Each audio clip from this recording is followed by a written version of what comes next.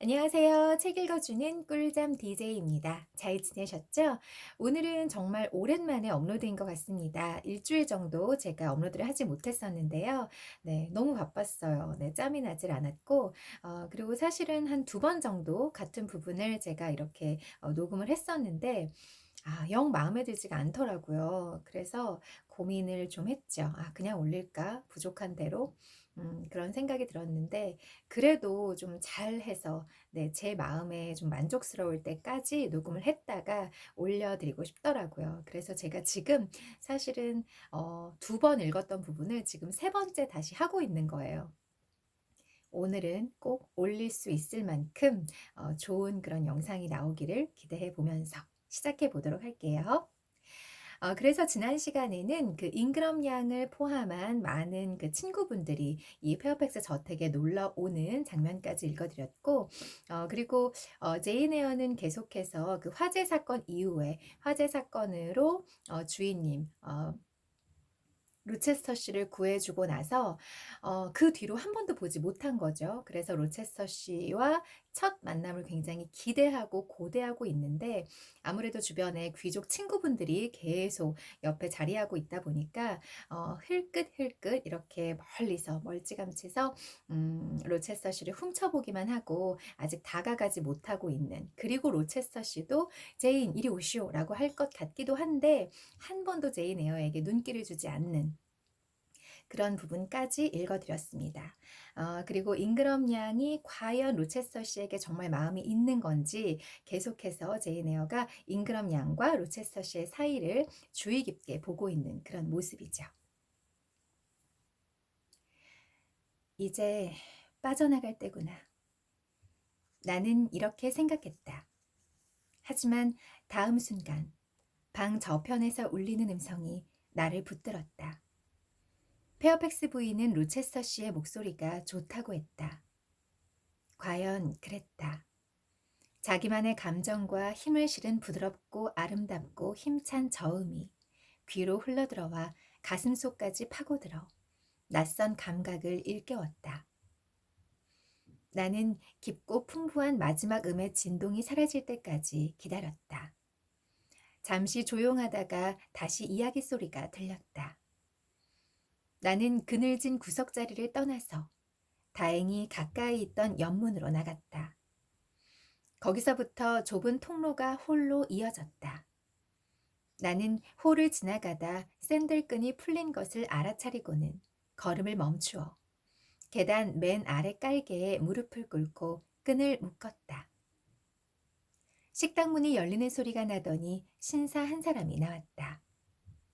나는 서둘러 일어나서 얼굴을 마주 보았다. 로체스터 씨였다. 로체스터 씨가 물었다. 어떠시오?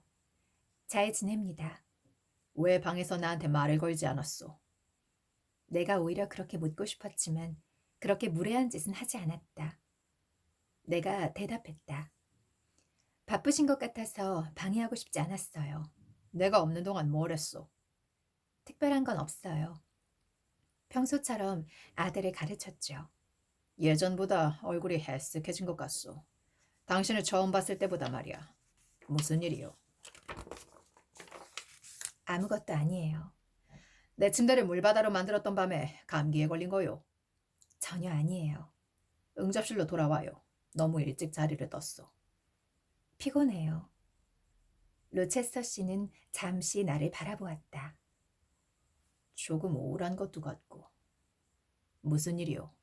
말해보시오. 아무것도, 아무것도 아닙니다. 우울하지 않아요. 분명 우울한 것 같소. 몇 마디만 더 하면 눈물을 글썽일 것만 같아. 정말로 지금 눈물이 글썽거리고 빛나는 구슬 하나가 또르르 굴러떨어졌어. 시간이 있다면, 그리고 괜히 도덕적인 척하고 수다스러운 하인들이 지나갈까 걱정되지만 않는다면 이게 다 어찌 된 일인지 알아낼 텐데. 오늘 밤은 용서해 주시오. 하지만 손님들이 머무는 동안에는 저녁마다 응접실에 나오시오. 내 소원이니 무시하지 마시오. 이제 가서 소피를 보내 아들을 데리고 가라고 해요. 잘 자요. 네. 네.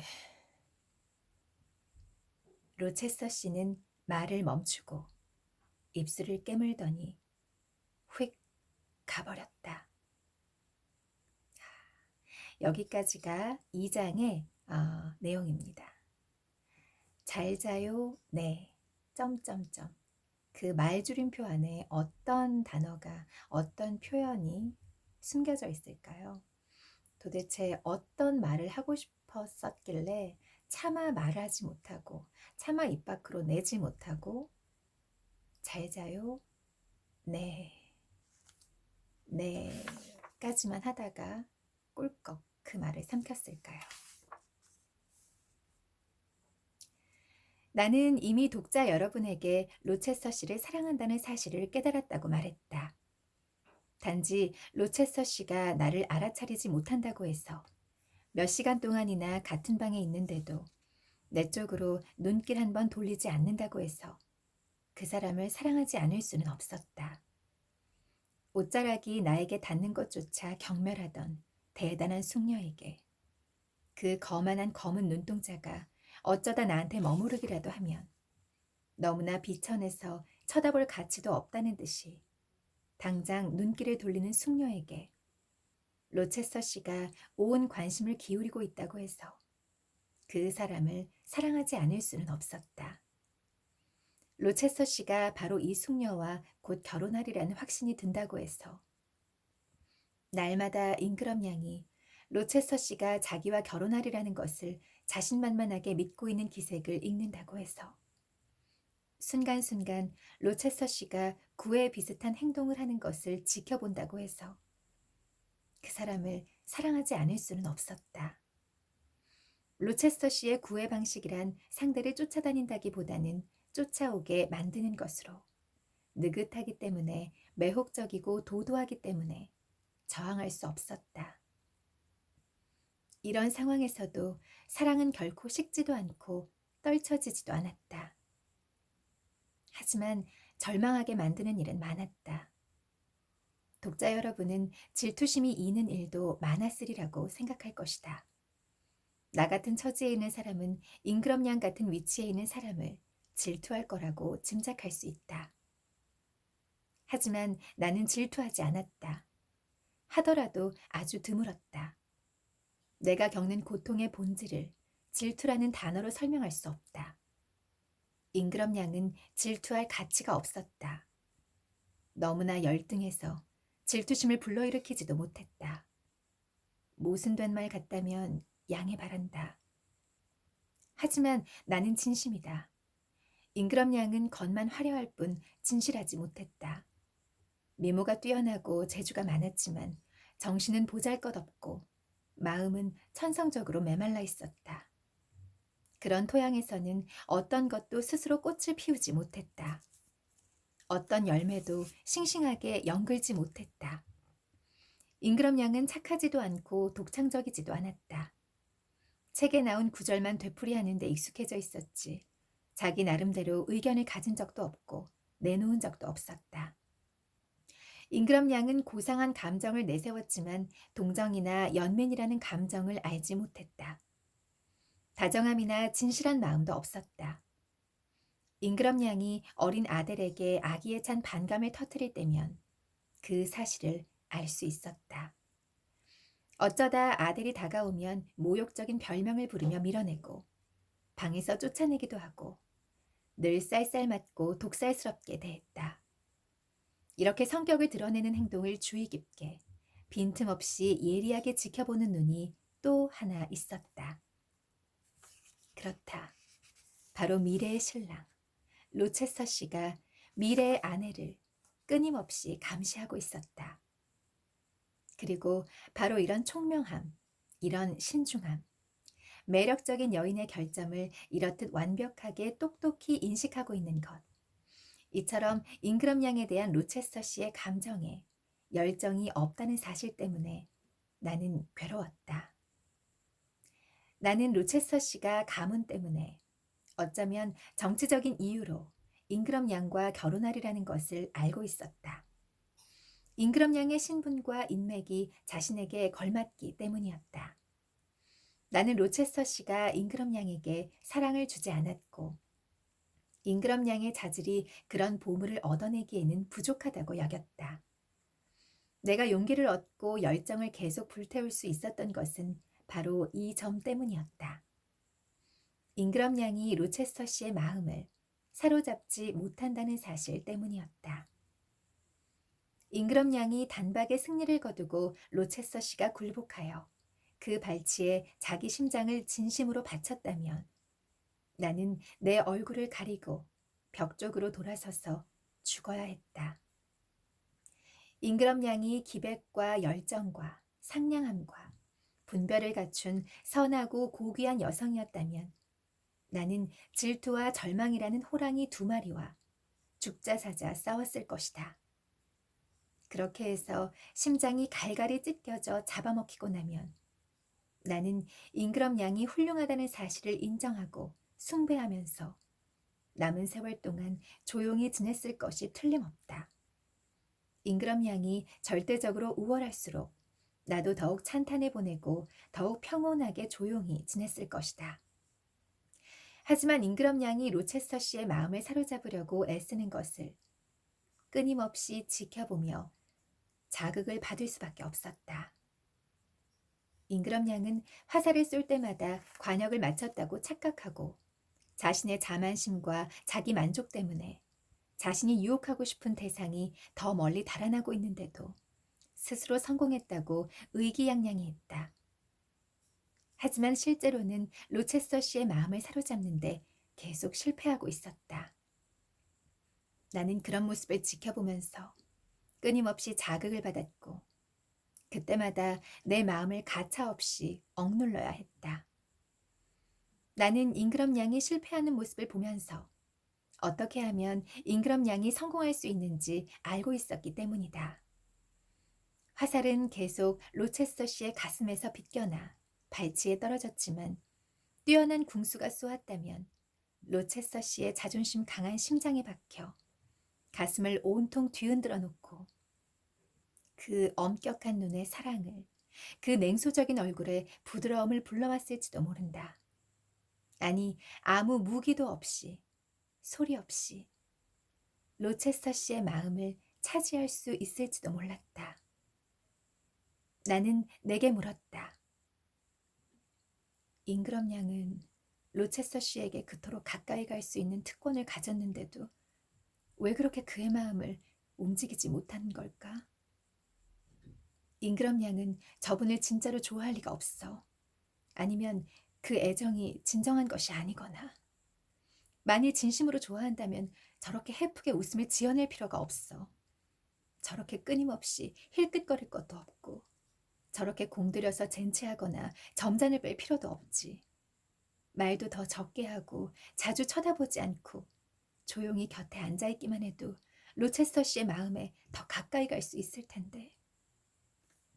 잉그럼 양이 아주 활발하게 말을 걸 때 로체스터 씨는 딱딱한 표정을 짓고 있지. 하지만 나는 다른 표정을 본 적이 있어. 그 표정은 저절로 나타난 것이지. 속이 다 들여다 보이는 술책과 계산된 책략으로 이끌어낼 수 있는 게 아니야.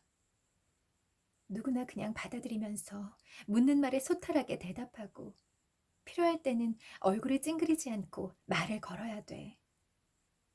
그러면 그 표정은 점점 자주 보이고 상냥하고 싹싹해지며 식물을 키워주는 햇살처럼 사람을 따뜻하게 해주지. 결혼하게 되면 잉그럼 양은 로체스터 씨를 어떻게 기쁘게 해줄까? 과연 기쁘게 해줄 수 있을까 싶지만 그럭저럭 할 수 있을지도 모르지. 로체스터 씨의 아내는 틀림없이 햇살 아래 가장 행복한 여자일 거야. 나는 로체스터 씨가 이익과 연주를 위해 결혼하려고 한다 해서 비난하지 않았다. 처음 그 사실을 알았을 때는 깜짝 놀랐다. 로체스터 씨라면 그렇게 진부한 동기로 아내를 고르지 않을 것 같았기 때문이다. 하지만 여기 모인 사람들의 지위와 그동안 받은 교육 등을 찬찬히 생각해 볼수록 로체스터 씨나 잉그럼 양이 어린 시절부터 배워왔을 원칙과 생각에 따라 행동하는 것을 가지고 이렇다 저렇다 판단하고 비난하는 것은 옳지 못하다는 생각이 들었다. 그 사람들 계급 모두가 이런 원칙을 지니고 있었다. 그렇다면 내가 알지는 못하지만 원칙이 있는 이유가 있을 터였다. 내가 로체스터 씨 같은 신사라면 사랑하는 여자를 아내로 삼을 것 같았다. 하지만 그렇게 하면 분명히 행복할 텐데도 대다수 사람들이 그렇게 하지 않는 걸 보면 내가 전혀 모르는 이유가 있는 것이 틀림없다. 그렇지 않다면 세상 사람들은 모두 내가 바라는 대로 행동할 테니까. 하지만 나는 이전뿐 아니라 다른 점에서 내 주인에게 매우 너그러워지고 있었다. 한때 빈틈없이 경계하던 로체서 씨의 결점을 모두 잊어가고 있었다. 예전에는 성격의 모든 면을 탐구하려고 노력했다. 나쁜 점과 좋은 점을 파악하고 정당한 비교 검토를 통해 공정한 판단을 내리려고 애썼다. 하지만 지금은 나쁜 점이 보이지 않았다. 불쾌했던 비꼬는 태도, 한때 깜짝 놀라기도 했던 가차없는 태도는 최상의 진미에 들어있는 톡 쏘는 양념일 뿐이었다. 아주 자극적이지만 그것이 없으면 오히려 밍밍하게 느껴질 것이다. 그리고 사악한 표정인지 슬픈 표정인지 꿍꿍이가 있는 표정인지 아니면 의기소침한 표정인지 알 수 없지만 아무튼 세심하게 관찰하다 보면 이따금 로체스터 씨의 눈 속에는 살짝 드러났다가 그 낯선 깊이를 파악하기도 전에 닫혀버리는 모호한 뭔가가 있었다. 마치 화산처럼 보이는 산들을 이리저리 떠돌고 있는데 갑자기 땅이 흔들리면서 쩍 갈라지는 것처럼 두렵고 움츠러들게 하는 뭔가가 있었다. 그 뭔가를 바라볼 때 나는 신경이 마비되는 게 아니라 가슴이 두근두근 뛰었다. 그것을 피하고 싶어 하기는커녕 대담하게 다가가 알아내고 싶었다. 잉그럼 양은 언젠가 한가할 때 그의 시면을 들여다보고 비밀을 탐구하고 본질을 분석할 수 있을 테니 행복할 것 같았다. 네, 3장이 이렇게 계속 이어지고 있습니다. 우리 제인 에어가 사랑하면 안 돼. 이분하고 나는 신분의 차이가 있어. 이분은 주인님이고 나는 이 집의 고용이 된 월급을 받는 가정교사일 뿐이야. 하면서 계속해서 밀어내곤 있지만 주인님을 향한 이 사랑을 도저히 밀어낼 수가 없는 거죠. 사랑이라는 게 그런 거잖아요. 그리고 지금 이 사랑의 콩깍지가 단단히 씌워져 있어서 아까 제가 읽어드린 부분에서 결점을 모두 잊어가고 있었다라고 했지요.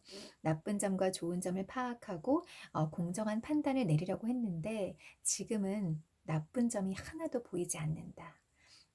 콩깍지가 단단히 씌인 거죠. 이런 콩깍지가 없다면 사람이 사람에게 사랑에 빠질 수가 없겠죠.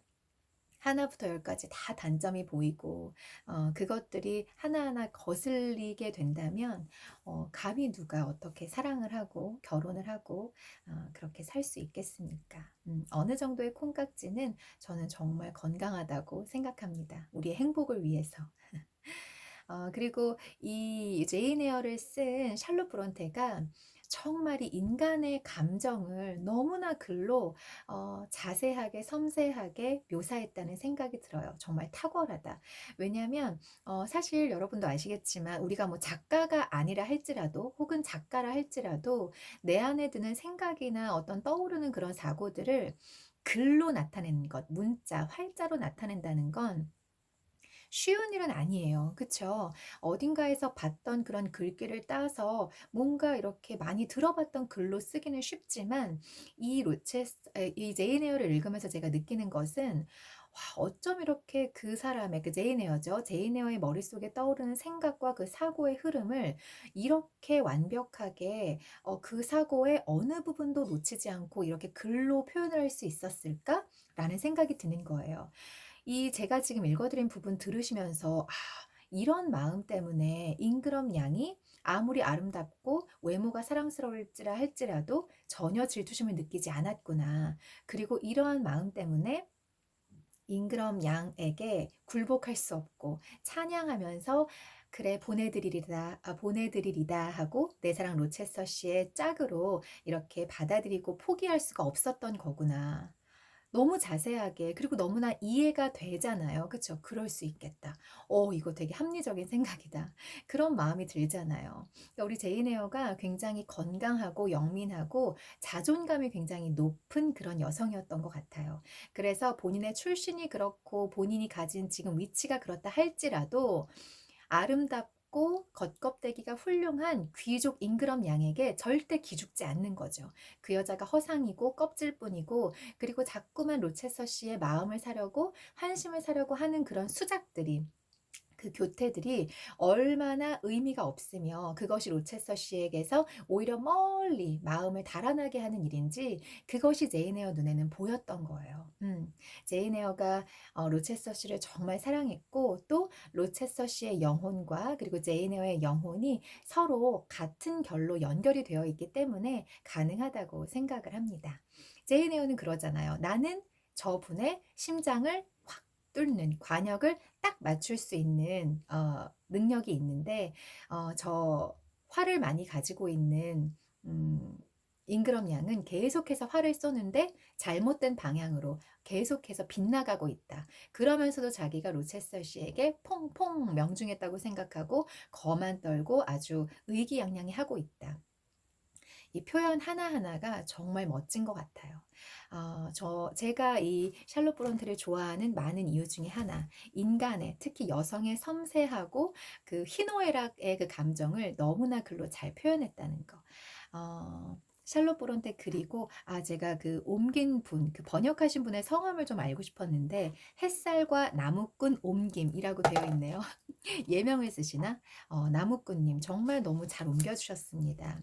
제가 항상 말씀드리지만 저는 번역하시는 분들이 정말 또 하나의 작가, 또 하나의 아티스트라고 생각을 합니다. 네. 어떤 글 보면요. 굉장히 번역이 못 알아듣겠는 그런 거 있잖아요. 특히나 뭐 딱딱한 비문학이면 뭐 모르겠는데 문학 소설 같은 경우에는 그 원래 그 글을 쓰신 분의 감성과 감정과 표현이 그대로 한글로도 전달이 돼야 하는데 얼마나 어렵겠어요. 근데 지금 읽으면서 어색한 부분이 별로 없어요. 그쵸? 제 생각은 그래요.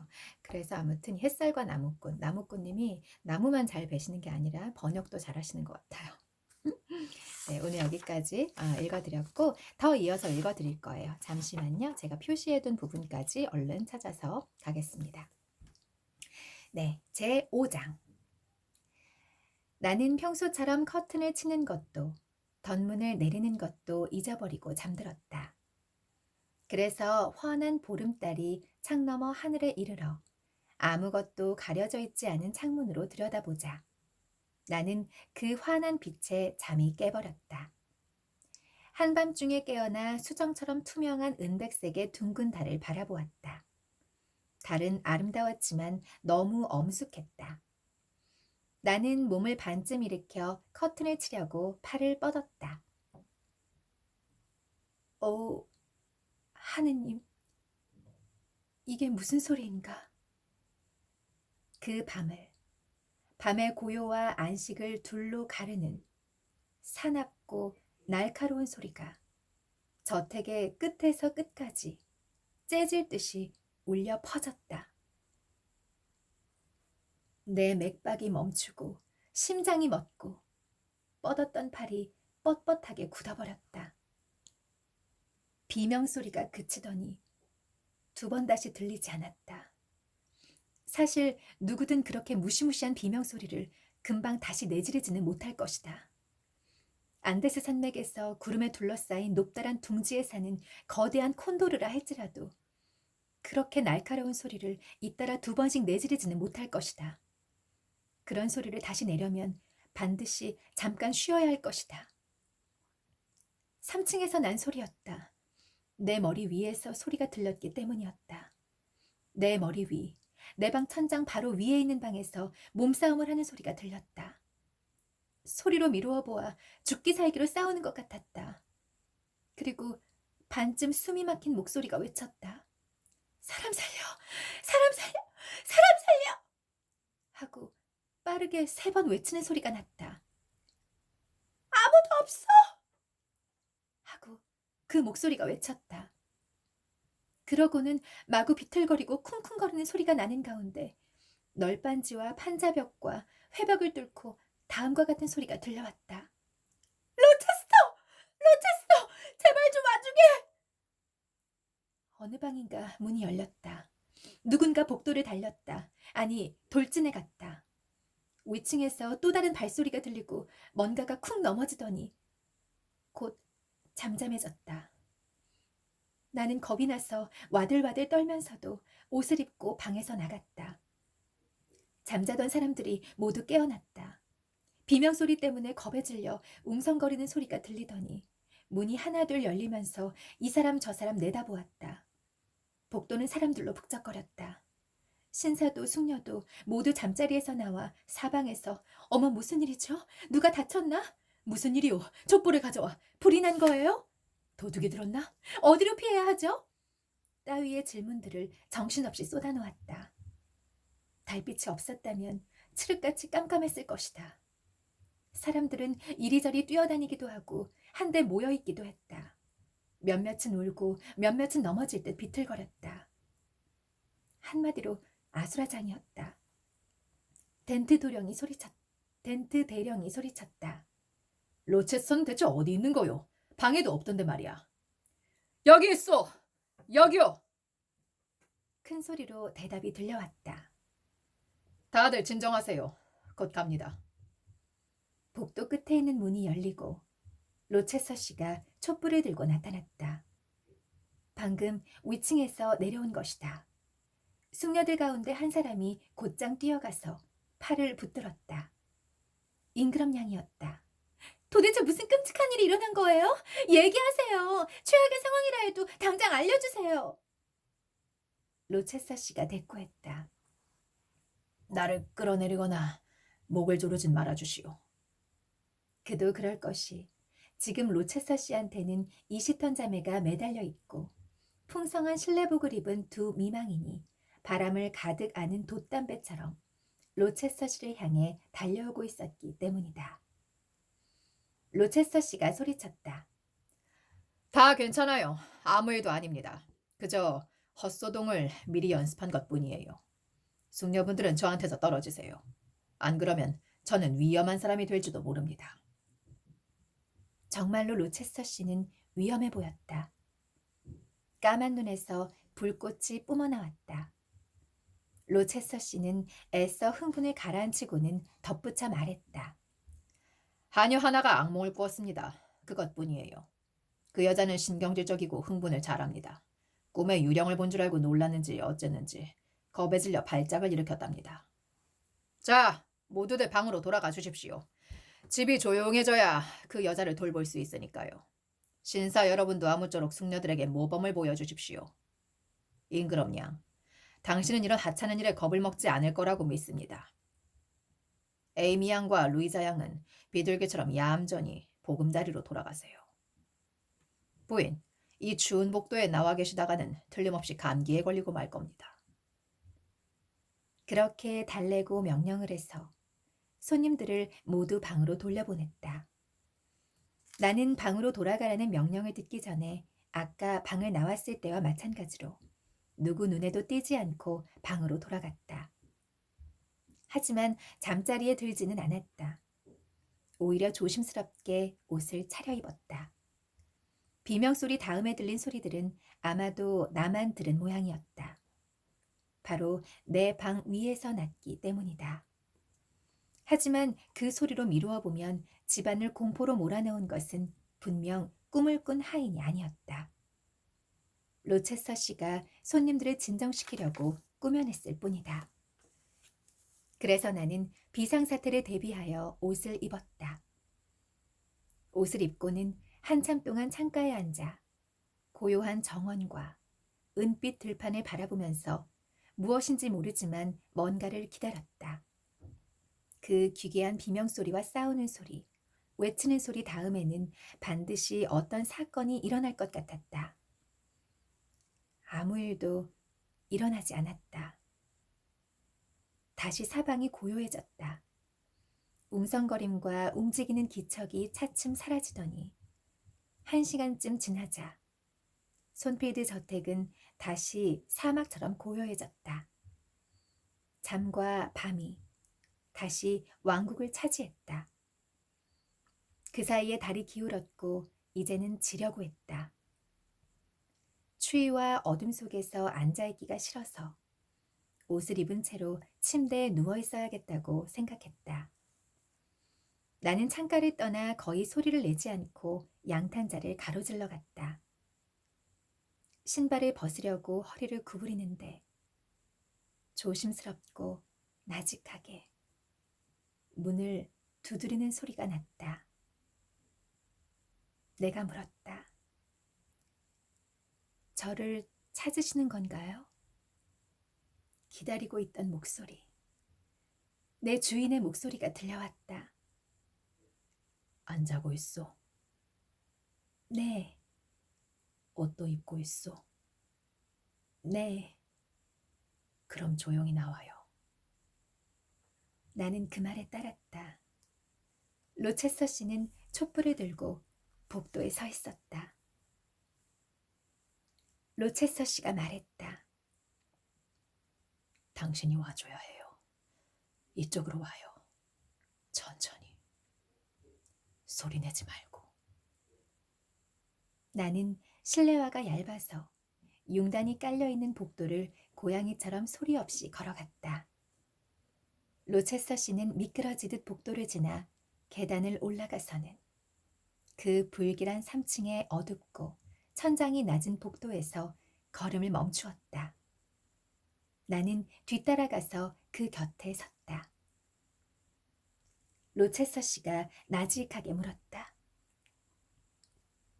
방에 약솜이 있어? 네, 약은? 각성제는 있어? 네, 있어요. 각성제와 약솜을 좀 가져오시오. 나는 방으로 돌아가 세면대에서 약솜을 챙기고 서랍에서 각성제를 찾아 다시 3층으로 올라갔다. 로체서 씨는 나를 기다리고 있었는데 손에 열쇠를 쥐고 있었다. 작고 까만 문 가운데 하나로 다가가서 구멍에 열쇠를 꽂고는 잠시 멈추고 다시 나에게 말했다. 피를 봐도 속이 메스껍지 않겠지? 그러지 않을 거예요. 아직 본 적은 없지만요. 나는 이렇게 대답하면서 짜릿한 전율을 느꼈지만 등골이 오싹하다거나 현기증이 나지는 않았다. 로체서 씨가 말했다. 손을 줘봐요. 기절하면 안 되니까. 나는 로체서 씨의 손을 잡았다. 손이 따뜻하고 차분하군. 로체서 씨는 그렇게 말하고 열쇠를 돌려 문을 열었다. 그 방은 예전에 페어팩스 부인이 집 구경을 시켜주던 날 보았던 방이었다.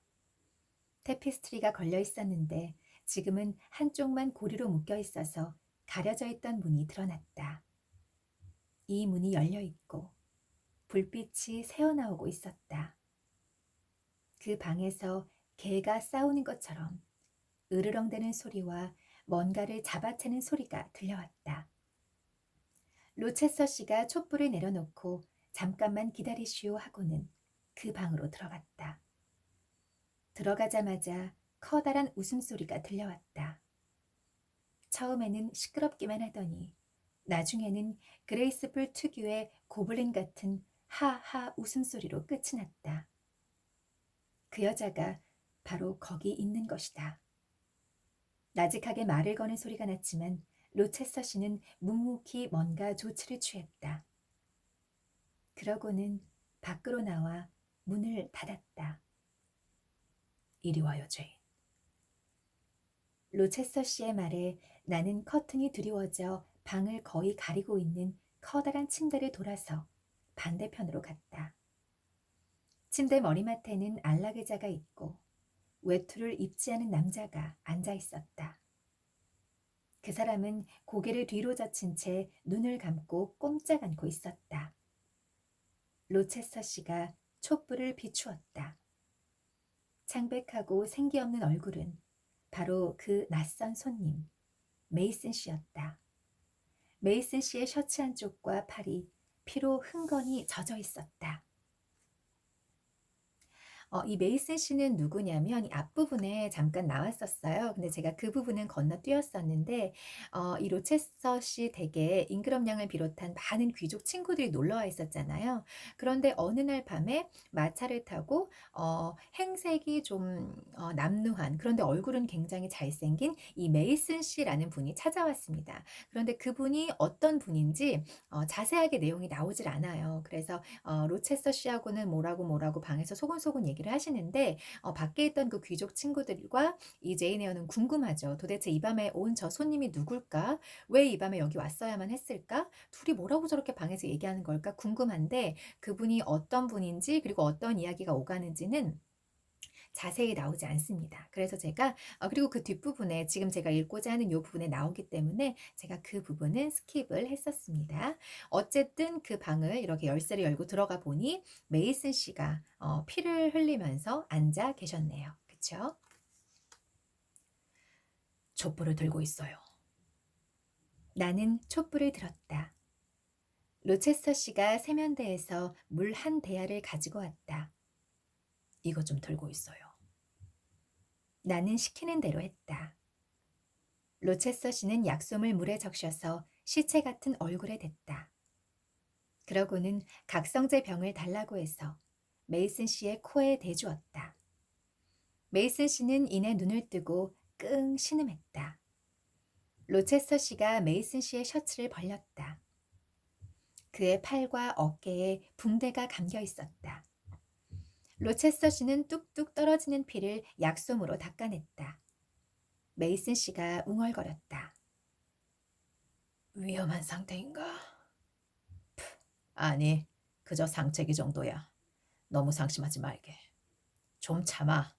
내가 곧 의사를 데려오겠네. 자네도 아침이면 움직일 수 있을 거야. 제인, 네? 당신은 한두 시간쯤 이 신사와 있어줘야겠소. 피가 다시 배어나오면 내가 하던 것처럼 약솜으로 좀 닦아주시오. 기절하려고 하면 저 세면대에 있는 물컵을 갖다가 입에 대주고 각성제를 코에 대줘요. 어떤 구실로라도 이 사람한테 말을 걸면 안 돼요. 그리고 리처드, 자네도 말을 했다가는 목숨을 부지하지 못할 걸세. 입을 열었다면 어찌 될지 나도 모르네. 가엾은 사내는 다시 끙 신음소리를 했다. 감히 움직일 엄두도 못 내는 것 같았다. 죽음에 대한 공포인지 다른 것에 대한 공포인지 모르겠지만 그는 온몸이 공포 때문에 거의 마비된 것 같았다. 로체스터 씨가 피에 젖은 약솜을 내 손에 쥐어주자 나는 로체스터 씨가 하던 대로 피를 닦아냈다. 로체스터 씨는 나를 잠시 지켜보더니 잊지 마시오. 절대로 이야기를 나누면 안 돼요. 라고 당부하고는 방에서 나갔다. 열쇠가 돌아가고 로체스터 씨의 발소리가 들리지 않자 이상한 기분이 밀려들었다. 나는 여기 3층에 수수께끼에 쌓인 방에 꼼짝없이 갇혀 있었다. 사방은 어두웠고 내 눈과 손 아래에는 피투성이가 된 창백한 남자가 있고 사람을 죽이려 했던 여자하고는 고작 문 하나를 사이에 두고 있었다. 그렇다. 사실 간담이 서늘할 상황이었고 다른 것은 다 참을 수 있지만 그레이스 풀이 나를 덮치지 않을까 생각하면 몸서리가 쳐졌다. 하지만 내 자리를 지켜야만 했다. 나는 이 유령처럼 핏기 없는 얼굴과 입을 열 것을 금지당한 굳게 담은 창백한 입술, 그리고 이따금씩 감았다 떴다 하며 방 안을 두리번거리다 나를 바라보는 공포로 흐리멍덩해진 눈을 지켜보아야만 했다. 나는 핏물이 뜬 대야에 몇 번이나 손을 담그고 상처에서 흐르는 피를 닦아냈다. 그러는 사이에 심지를 자르지 않은 촛불이 점점 사그라지자 내 주위에 있는 고풍스런 테피스트리에 짙은 그림자가 드리워지고